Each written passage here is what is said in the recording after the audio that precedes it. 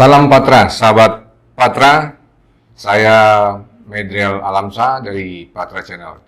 Kita jumpa lagi pada hari ini.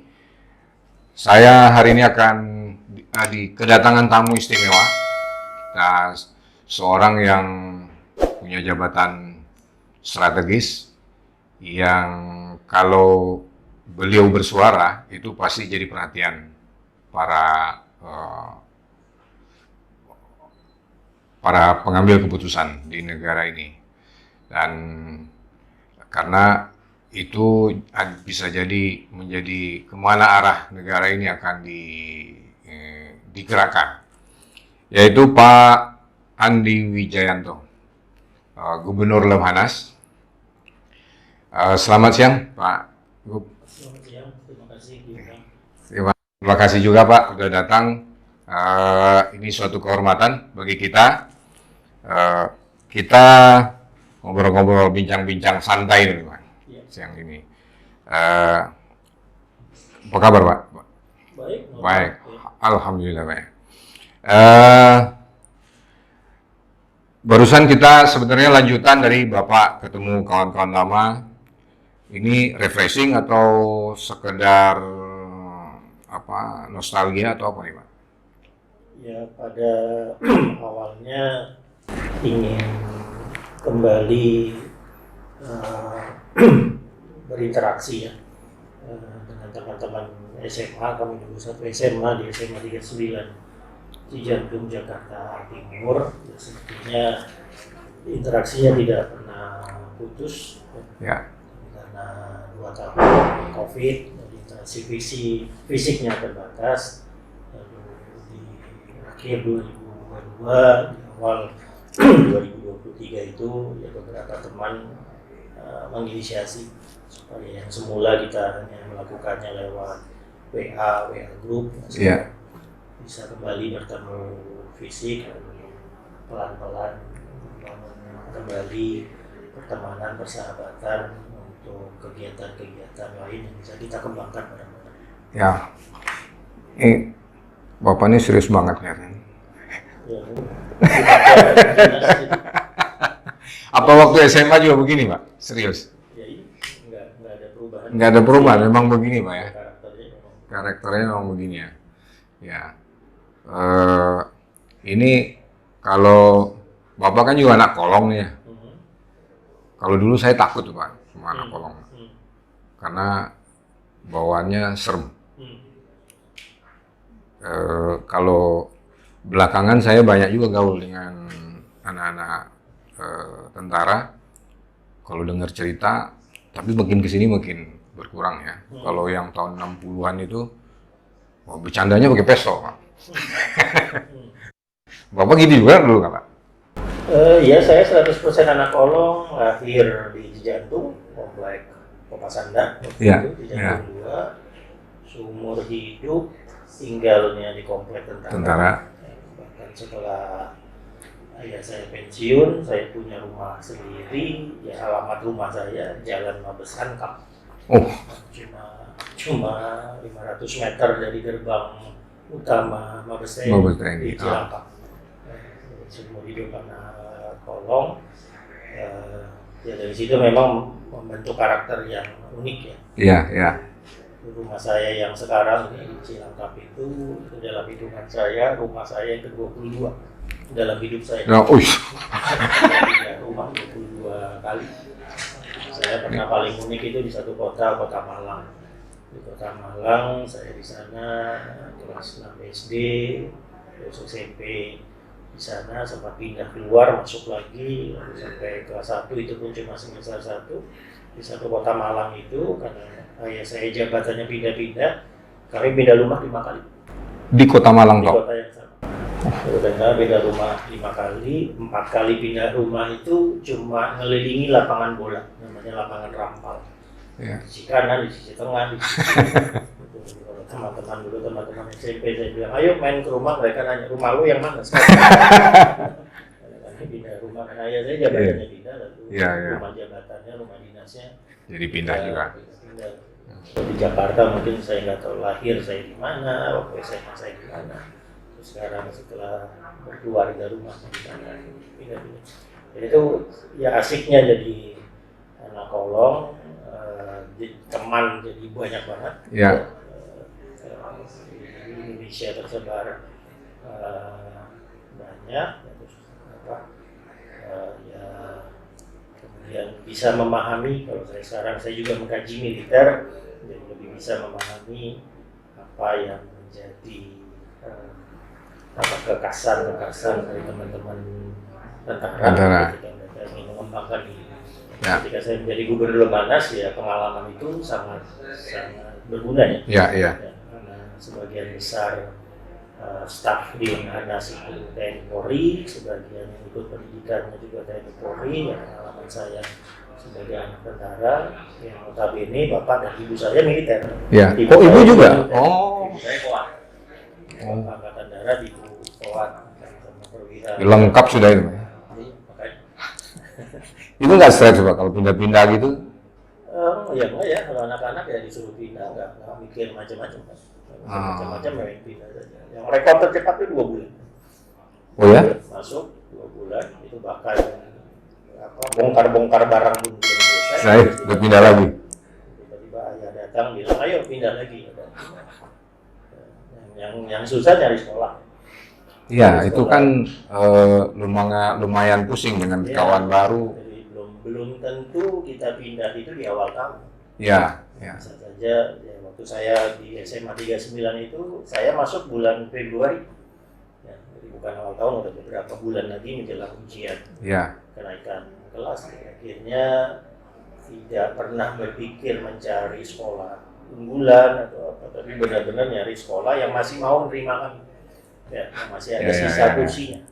Ya, itu yang dulu. Biasanya kalau SD, SMP sampai SMA itu kan kalau ada anak baru dibully, nggak mengalami yang kayak gitu. Pengalaman saya sih enggak ya. Takut juga kali anak tentara gitu. Ya, sebagian besar teman juga nggak tahu kan saya anak siapa waktu masuk. Waktu masuk. Ya. Jadi sebagian besar mungkin ya. Mungkin fenomena bully di generasi saya belum sekuat sekarang. Iya. Nggak terlalu kuat ya waktu itu ya. Iya. Terus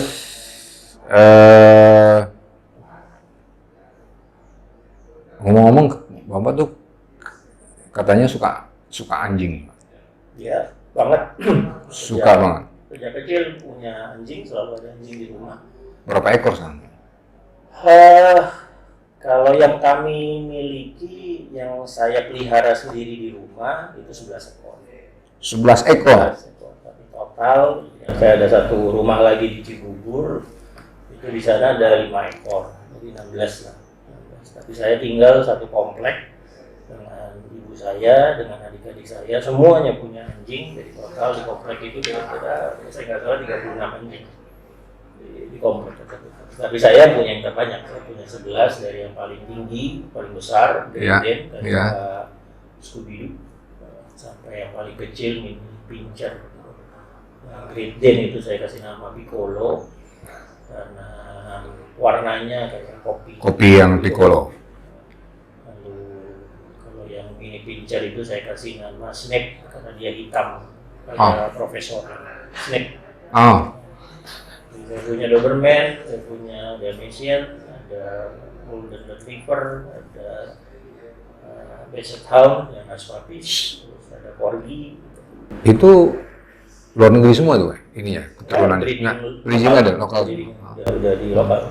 Ada teman-teman kayak Great Dane itu selalu dari breeder yang di Salatiga, misalnya. Kalau Doberman ada breeder di Bandung. Ya.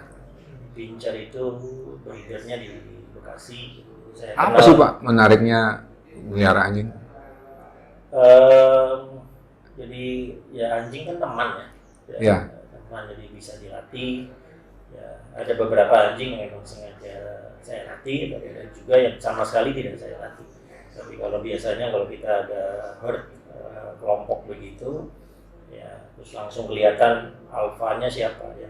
Dan karakter dominannya siapa, ya sudah kita konsentrasi aja dengan karakter dominan itu. Kalau di rumah saya yang karakter dominan namanya Mopa, dia yang paling senior, terus satunya yang laki male, female itu ada satu karakter dominan, corgi, diva. Gitu. Perhatiin aja dua.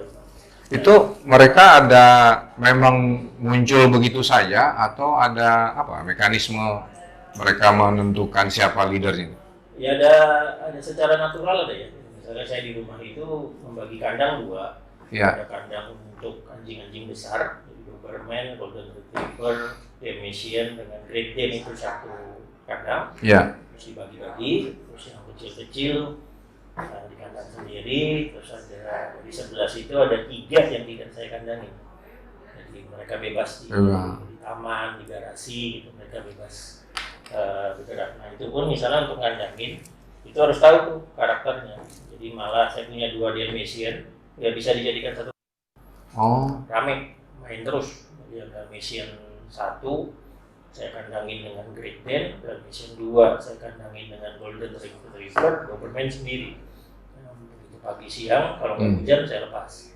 Tapi ada satu lokasi, ada pagarnya, mereka bisa leluasa main. Itu harus memahami karakternya. Maka ngandangin dengan harus diatur. Ya sama dengan kalau ngasih makan ya. Iya. Ngasih makan corgi yang diva ini, diva dia.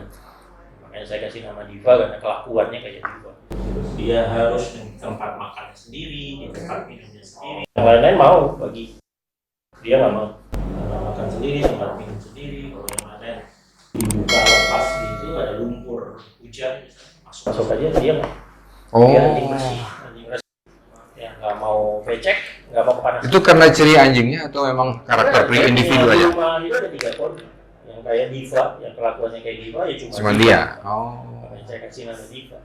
Tadinya nama aslinya bukan diva, terus lihat kelakuan kamu tuh diva banget, jadi saya kasih diva karena kebetulan betina ya. Ya itulah kasihkan memahami psikologi anjing. Selain anjing saya melihara koi. Koi, terus ada kura-kura. Mahal semua itu. Kura-kura darat ya. Iya. Kura-kura darat ada 9 ekor. Itu ya terapi di tengah kesibukan. Iya. Pertama nanti pagi bangun, lihat mereka dulu, ngasih makan koi, ngasih makan kura-kura, main dengan anjing. Ya weekend ya satu hari di weekend full main dengan mereka. Jadi kalau umpamanya itu ada yang mau lihat mungkin boleh Pak. Jadi ini penonton nih kalau mau lihat katanya boleh. Silakan. Bisa apa aja Pak? Bisa apa aja anjingnya? Normal aja sih. Jadi kalau yang dilatih kita iya, disuruh duduk, guling, play dead gitu ya. Baring mati gitu bisa. Kalau saya kasih makan, terus saya bilang don, ya mereka nggak makan sampai saya balik lagi eat, baru mereka makan. Ya yang ringan ya, yang sederhana. Disuruh jaga gitu ya.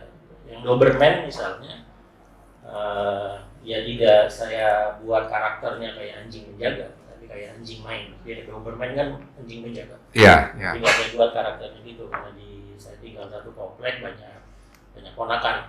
Ya semua anjing ada herder, ada Doberman, herder adik saya melihara herder. Karakternya dibuat bukan karakter jaga. Karakter anjing main. Itu memang bisa dilatih juga walaupun ya kalau umpamanya kita datang di orang baru datang ya itu lagi tergantung orangnya. Kalau orangnya nggak apa-apa dengan anjing, minimal tidak fobia anjing, tidak takut anjing, ya akan normal aja. Dia normal juga ya. Ya di gonggong kecil normal. Jadi sampai kemudian didekati apalagi anjingnya agresif. Yang Doberman sekalipun. Kalau di kampung saya di Padang kan, itu kan anjing dipelihara untuk berburu babi. Ini kan enggak ya? Makanya tergantung dilatihnya untuk apa? Kita seperti dulu saya punya paman. Kalau tiap hobinya berburu babi ya, dan itu anjingnya kalau 17-an itu ada pacu anjing. Terkenal di kampung, selalu dia yang juara. Saya ada teman tuh di UI, dia dosen di FISIP UI, orang Sumatera Barat juga. Iya. Kalau pulang kampung selalu cerita habis berburu. Iya, iya. Iya, kalau saya serunya denger di warung. Kalau dia benar berburu. Berburu. Karena kalau saya pernah berburu sekali dua kali lah waktu SMP dulu. Jadi kalau saya lihat nanti kan begitu babinya itu didorong ke tengah sawah yang sudah panen ya. Terus nanti diuber sama anjing. Nanti begitu ketangkap anjing yang banyak juga anjing yang kemudian takut kan sebenarnya. Nanti diseret sama pemiliknya, diambil darahnya terus dilelapin ke mulut anjingnya gitu kan. Tapi nanti di warung ceritanya paling seru. Gitu. Jadi tiap hari kan anjing harus diajak jalan-jalan atau Bapak masih suka jalan-jalan? Biasanya weekend kalau saya. Weekend. Oh, jadi tidak tiap hari. Kalau pagi kayak tadi pagi saya bisa berangkat agak siang kan karena acara pertama tadi jam 10 gitu. Ya, saya ngajak satu aja. Satu tidak. Saya ngeluarin satu itu yang saya ajak. Itu aja. Oh. Jalan-jalan mumpung matahari bagus tadi pagi. Iya, iya. Sekalian berjemur. Kalau di kampung saya itu sampai ada yang punya sampai 8 ekor, punya asisten, bayar asisten tiap. Biasanya istrinya ngomel. Kalau ini emang satu keluarga suka anjing ya. Nah, kalau anjing saya jalan, kalau ada saya, ya mereka akan ngikutin saya. Oh. Jadi nggak lari kemana-mana. Nggak lari. Mereka akan, Oh, nggak diikat juga, nggak perlu diikat ya? mereka akan ngikutin saya. Kalau saya Oh. masuk, ya mereka ikut masuk. Ya. Oh, memang ya beda anjing kota sama anjing hutan apa namanya yang dididik. Tergantung gimana dididiknya. Oh. Tergantung yang punya gimana dididik. Makanya Ya. sebetulnya yang pertama kali harus dilatih kalau mau melihara anjing itu yang punya, bukan anjing. Oh. Kalau yang punya karakternya tenang, anjingnya juga Ya akan tenang. Kalau yang punya setiap kali datang langsung ngajak anjingnya main, ya anjingnya jadi lincah ingin main terus. Saya enggak. Saya datang gitu saya nggak akan ngajak anjingnya main, saya diem aja ngeliat sampai dia tenang baru saya sapa. Oh. Tergantung makanya. Oh, ilmunya begitu ya? Oleh yang punya. Anjingnya. Semua anjing asalnya begitu? Semua anjing ngeliat yang punya inginnya apa. Yang punya yang panikan bisa panikan, yang punyanya banyak takut gelap gitu. Oh, itu Jadi ilmunya. kalau misalnya tadi memang yang punyanya ingin punya anjing untuk berburu ya jadilah gitu. Jadi berburu. Anjing berburu. Dan biasanya galak-galak memang itu. Galak, ya. Saya kalau ke rumah paman saya dulu tuh pasti menjauh dari anjing ya. Jadi nggak ada stereotipnya ya. Jadi misalnya Rottweiler itu pasti galak, Bulldog itu pasti galak, atau Herder jadi ingin jaga. Nah, stereotipnya gitu enggak ada. Interaksi punya. Karena memang dia patuh sama tuannya ya. Tapi dia secara DNA-nya memang anjing bekerja. Iya. Ada anjing yang untuk sport, ya, ada anjing yang memang untuk berburu. Secara DNA-nya ada karakter itu. Tapi lagi-lagi saya punya Doberman karena tidak saya bentuk karakternya sebagai anjing jaga, ya jadi anjing main. Oh. Nggak ada galak-galaknya sama sekali. Oh, gitu. Oke. Pak pemirsa, jadi udah tahu nih ilmu tentang anjing nih kan. Saya termasuk yang takut. Kalau pernah digigit anjing juga saya. Karena memang sebenarnya karena kita takut ya. Anjing saya belum pernah digigit orang. Dari saya kecil sampai sekarang belum pernah ada anjing saya digigit orang. Baik, ini sesi pertama. Tadi bicara tentang keseharian Pak Gubernur, dan kita nanti bicara agak serius ya di sesi kedua. Kita lanjut ke sesi berikutnya. Salam Patra. Kita lanjutkan perbincangan dengan Pak Andi Wijayanto, Gubernur Lemhanas. Kali ini kita mau bicara agak serius tentang tugasnya Lemhanas. Apa sih Pak? Sebenarnya kan kayaknya banyak juga yang belum tahu tentang Lemhanas. Secara fungsi kami punya dua fungsi utama. Ya. Yang pertama itu menyiapkan kader kepemimpinan nasional Ya. Biasanya kami punya 2 program pendidikan, ada pendidikan reguler, itu levelnya kolonel, kombes, lalu ada pendidikan strategisnya untuk level bintang 1, bintang 2. Dua. Biasanya setiap tahun kami menerima 200 orang. Kira-kira kalau TNI Polri itu 3% dari jumlah perwira yang kemudian masuk ke Lemhanas. Itu fungsi pertama pendidikan. Itu sudah dijalankan sejak tahun 1965. Oh. Bung Karno mendirikan Lemhanas. 20 Mei 65. Fungsi kedua itu ada fungsi kajian strategis. Kami harus melakukan kajian, membuat rekomendasi kebijakan, dan langsung diarahkan ke presiden. Ya. Tergantung presiden menginginkan kami melakukan kajian apa.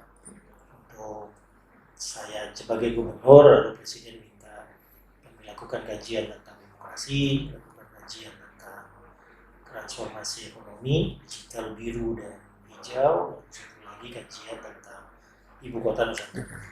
Karena sekarang situasi dunia global seperti ini, presiden juga minta kami lakukan kajian tentang mitigasi krisis kalau seandainya ada gangguan di stabilitas ekonomi politik global.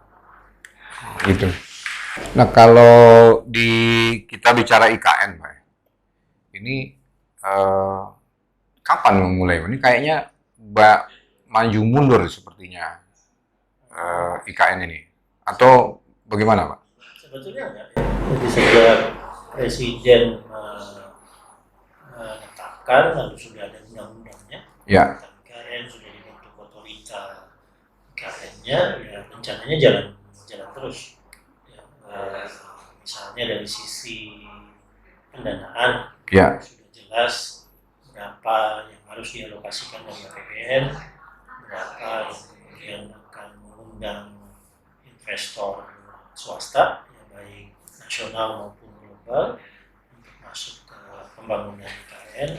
Lalu tahapan-tahapan pembangunannya juga sudah jalan. Di IKN misalnya infrastruktur seperti jalan sudah ada, infrastruktur bendungan yang untuk persediaan air di IKN sudah ada. Lalu sekarang pemerintah sedang mempersiapkan hunian untuk para pekerja konstruksi. Ya. Sudah mestinya dalam 2 bulan ini selesai untuk hunian itu. Lalu setelah itu mulai pembangunan fisik IKN.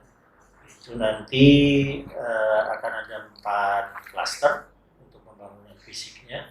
Klaster pertama adalah presiden dengan ring satunya, lalu kemudian Menhan, Menlu, Mendagri juga pindah, TNI, Polri, Intelijen, Cyber pindah di kloter 1, BUMN, Kementerian PU itu juga pindah. Nah, kami misalnya di Lemhanas itu kloter 4. Kloter 4 itu nanti bareng-bareng dengan kloter 3 kira-kira pembangunan fisik untuk perkantoran kami yang baru itu akan dimulai 2025-2026, sehingga kami bisa mulai pindah di 2027-2029. Ya, pentahapannya sudah jelas. Sekarang kita memang masih di fase 1, tapi sesuai dengan pentahapan itu nanti di April 2024 sampai Agustus 2024 presiden sudah bisa menjalankan pemerintahan di sana. Walaupun belum lengkap semua kementerian lembaga ke IKN, tapi sudah mulai tahap 1. Awal dari tahap 1 sudah mulai bisa kelihatan nanti di April 2024. April 2024. Berarti pembangunan tahun ini sudah dimulai ya?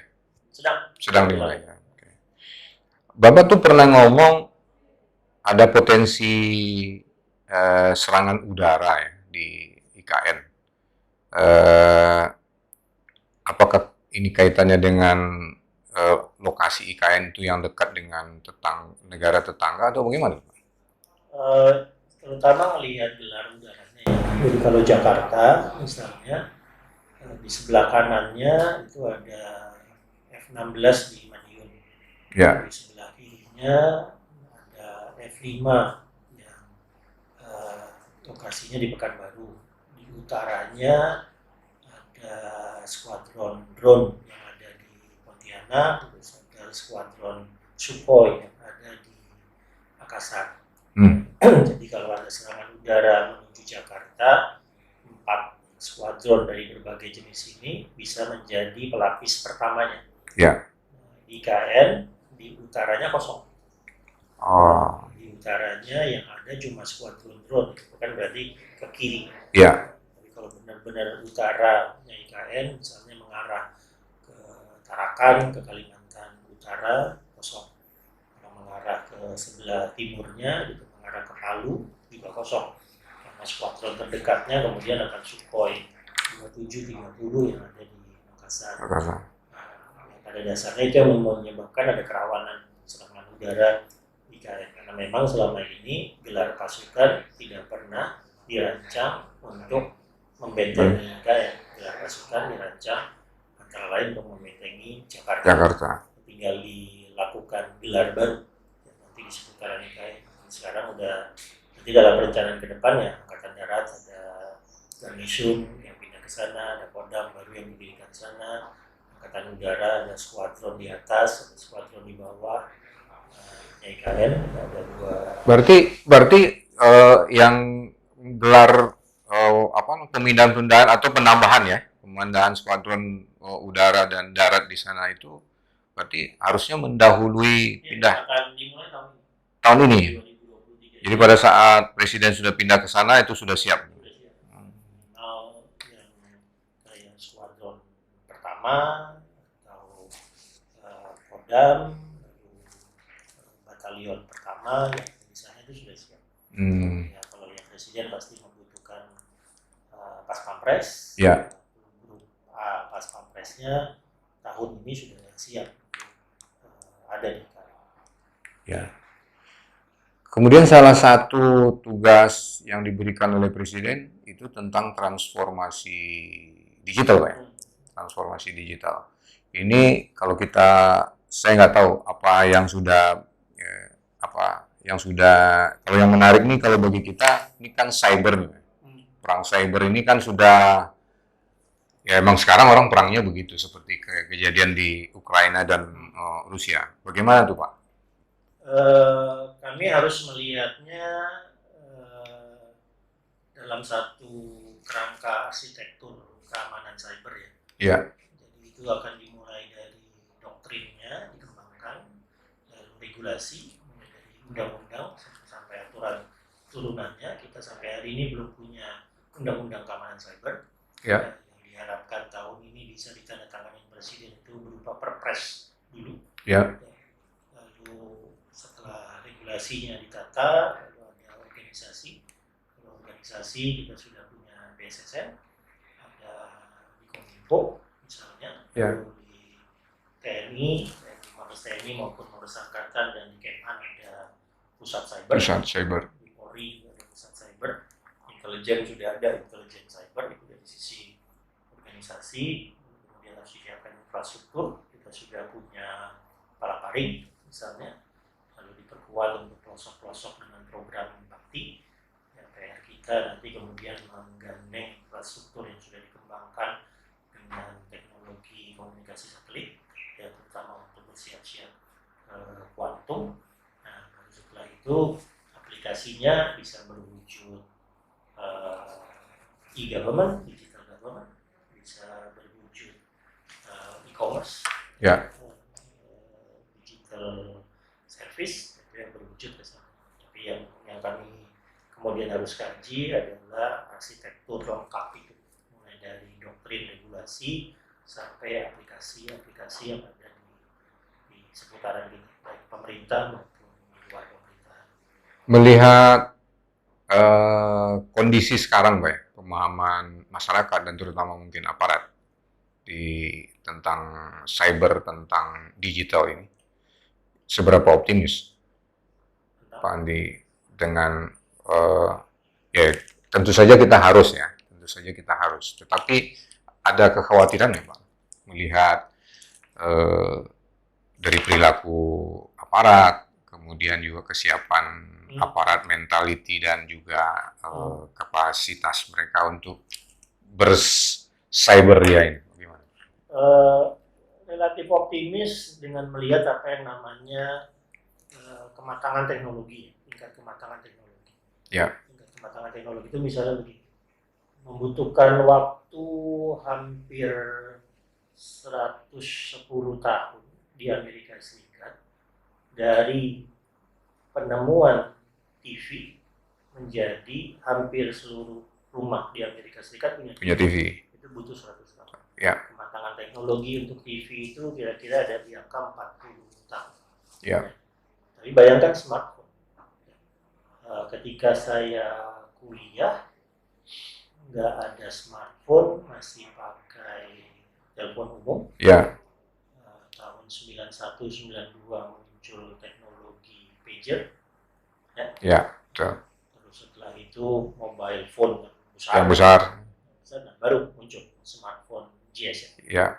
Kita muncul PDA, ya. muncul 97, 9 berapa ya kita itu ya? Ya. BlackBerry, tiba-tiba kira-kira di 2004, 2006 itu smartphone muncul. Ya. Tapi masih BlackBerry, ada yang Android, ada yang iOS dan seterusnya. Jadi sekarang di antara 2015 sampai 2020 smartphone sudah sangat-sangat matang. Ya. Jadi kematangan teknologi yang secepat itu membuat perilaku budaya berubah cepat, beradaptasi dengan cepat. Ya. Jauh lebih cepat misalnya dibanding ketika misalnya ya untuk telepon landline. Ya. Landline yang dikuasai sepenuhnya oleh Telkom. Tidak pernah dalam perkembangan landline melebihi 52% rumah di Indonesia punya telepon. Ya. Sekarang dengan smartphone hampir semua orang punya handphone. Dan itu kematangan teknologinya jauh lebih cepat. Ya. Jadi mestinya jauh lebih mudah bagi kita untuk melihat adaptasi budaya, adaptasi institusi, termasuk adaptasi regulasi karena kita didesak untuk berubah cepat. Tapi itu memang karena karakter teknologi yang membuat kita nggak punya pilihan selain melakukan adopsi dan adaptasi cepat-cepat. Tapi bagaimana dengan kesiapan infrastruktur dan aparat? Ya, salah satu masalahnya adalah kemudian teknologinya berkembang jauh lebih cepat daripada kesiapan arsitektur keamanannya. Ya. Tapi itu pun tidak selamban dari yang kita bayangkan. Waktu pemerintahan Pak Jokowi pertama kita belum punya badan cyber. Namanya masih lembaga sandi negara. Lalu 2018 lembaga sandi negara diubah menjadi badan cyber. Hari ini di 2022 setelah ada badan cyber di 18 jadi cuma 4 tahun TNI punya cybernya, angkatan punya cybernya, polisi punya cybernya, intelijen ada intelijen cyber dan seterusnya dalam waktu cuma 4 tahun. Ya, jadi adaptasi dengan kemampuan adopsinya akan harus semakin dalam konteks itu ketika ada kasus Bjorka kemarin, gimana Bapak melihat itu? Ya kalau sekarang kita berkaca ke kasus Bjorka belakang, ya, sebetulnya yang terjadi adalah pencurian data yang kemudian ditunjukkan ada pencurian data tersebut. Ya. Ada hacking yang mengambil data, tapi tidak ada kerusakan sistematis. Ada kerusakan sistematis, jadi misalnya ya kerusakan sistematis itu tiba-tiba daftar data kita ditarik dan kita sama sekali nol datasetnya sehingga kita harus menarik ulang, tidak ada, di-erase sama sekali tidak ada, atau diacak. Misalnya saya tiba-tiba berjenis kelamin perempuan di dataset, saya tiba-tiba berusia 30 tahun di dataset, tidak ada hal seperti itu. Datanya diambil, tapi kita backup datanya tetap ada, kita tinggal membereskan di titik mana. Mungkin nggak Pak, kalau data diambil, ya tapi ditaruh lagi nggak diganggu. Bisa saja, tapi itu tadi yang terjadi kita kalau catatan saya 2021 ya, 2022 saya belum cek. 2021 itu anomali di ruang cyber kita 240 juta. Anomali itu maksudnya? malware, firmware segala macam. Ya. Anomaly yang tiba-tiba ada percakapan yang atau intensitas yang sangat tinggi dalam traffic atau tiba-tiba trafficnya sangat nol karena ada gangguan server. Nah, anomali itu total tercatat 240 juta kali sepanjang 2021-2022 saya belum cek. Kalau 240 juta kali kan berarti sebulan 20 juta ya? Iya. Sebulan 20 juta berarti hampir sejuta sehari. Ya. 700-800 ribu sehari. Ya kan, kalau dibagi misalnya 24 jam, sekian ratus ribu sejam. Tinggi sekali anomalinya. Tapi tadi belum ada satu serangan yang menyebabkan kerusakan sistematis struktural, yang menyebabkan misalnya e-commerce lumpuh, nggak bisa bergerak. Ya. Tapi kalau mungkin yang kecil ini mungkin maling atau apa, mungkin itu ya. Tapi kalau terakhir saya ngobrol, saya lihat di TikTok mana tuh ya, hackers atau mantan hackers itu kan, itu bank besar pun, baik itu bank asing maupun bank lokal, sangat gampang katanya untuk menjebak. Rumus keamanan cyber sekarang adalah every code is breakable. Rumus semua kripto persandian bisa dipecahkan. Ya, tinggal berapa lama ya, untuk memecahkannya, berapa mahal ya, infrastruktur yang disiapkan untuk memecahkan kripto tersebut. Ya sama, kalau password kita ABCD, password kita tanggal lahir, password kita misalnya Andi 1234, ya hacker mungkin tidak masuk ke sistem kita. Tapi kalau password kita udah kombinasi capital letter, karakter, plus huruf, plus angka 12, gitu ya, hacker membutuhkan waktu cukup. Bisa dibongkar, bisa. Membutuhkan mesin sendiri, membutuhkan waktu cukup lama. Tapi sekarang every code is breakable. Memang akhirnya keamanan cyber harus terus dievaluasi untuk ditingkatkan. Itu bisa masalahnya kabelnya, bisa juga masalah servernya, bisa juga masalahnya adminnya, macam-macam. Lubang-lubang itu yang harus selalu kita tutup. Dalam konteks keamanan, Mbak, tadi IKN ada kemudian kasus perang Rusia Ukraina yang sudah menggunakan cyber. Apakah kita perlu pasukan khusus tentang cyber ini menurut Bapak? Evolusinya akan ke sana. Sekarang TNI sudah punya pusat cyber. Di angkatan juga sudah ada pusat cyber masing-masing angkatan. Dan sekarang levelnya kira-kira bintang 1 lah ya. Bintang 1. Mungkin nanti evolusi ke depannya ada struktur organisasi yang lebih besar ya, sehingga kemampuan kapasitas cyber pertahanan kita meningkat secara signifikan. Ya, contoh termudahnya lihat aja Singapura. Singapura itu di tanggal 28 Oktober 2022 membentuk angkatan keempat. Jadi mereka punya angkatan darat, laut, udara, dan angkatan cyber yang setara dengan darat, laut, dan udara. Mereka sebutnya angkatan digital dan intelijen. Ya, bisa saja kita nanti mengarah seperti Singapura. Amerika Serikat, China, misalnya sudah lebih dulu memiliki pasukan yang khusus konsentrasi tentang teknologi cyber.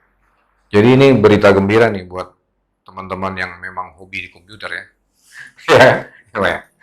Kalau ada, berarti kan pendidikannya mungkin berbeda ya dengan salah satu tantangannya secepat-cepatnya menyiapkan sumber daya manusia di bidang cyber. Dan tampaknya minat anak-anak muda untuk menekuni bidang itu yang keamanan cyber juga semakin tinggi. Ya, dan fasilitas-fasilitas beasiswa yang ditawarkan pemerintah di bidang itu juga semakin tinggi. Saya ada satu mantan bimbingan saya, bimbingan skripsi saya waktu di UI, tanggal 22 Januari ini pulang dari Australia. Sudah selesai dengan keamanan cyber. Dan anak-anak muda seperti ini semakin tampak. Ada satu anak muda dulu dia di BINUS, lalu ke ITB, sekarang lagi S3 di Korea Selatan, di ITB-nya Korea Selatan, belajar algoritma. Belajar algoritma, dia baru mendarat 1 bulan, ini perempuan, fisiknya kecil, pakai jilbab gitu, ke Korea Selatan, terus baru 1 bulan ngambil S3 di Korea Selatan, di ITB-nya Korea Korea Selatan langsung ditawarin magang oleh Hyundai. Langsung. Ya, tapi bibit-bibit seperti itu mau tampak. Ya, ya. Itu yang membuat kita bisa optimis lah bahwa kita akan memiliki kapasitas yang cukup untuk ikut meramaikan perkembangan Perkembangan. teknologi. Oke, baik, Pak. Ini terima kasih banyak waktunya, Pak. Terima kasih. Berbagi ilmu dan berbagi apa namanya tadi termasuk bicara tentang anjing ya, tadi yang menarik dan juga ini nggak kalah menariknya tentang cyber tentang apa Lemhanas. Sekali lagi Pak Andi terima kasih banyak, kehormatan buat kita Pak Andi sudah datang. Terima kasih. Baik pemirsa Patra Channel, sampai bertemu pada sesi berikutnya.